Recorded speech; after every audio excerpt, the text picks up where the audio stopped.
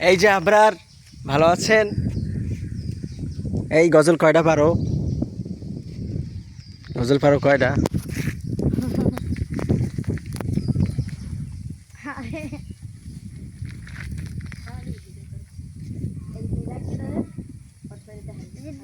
কেডা ভিডিও কেউ রে দিমু না,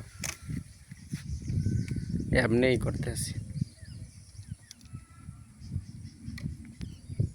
জিহাদ,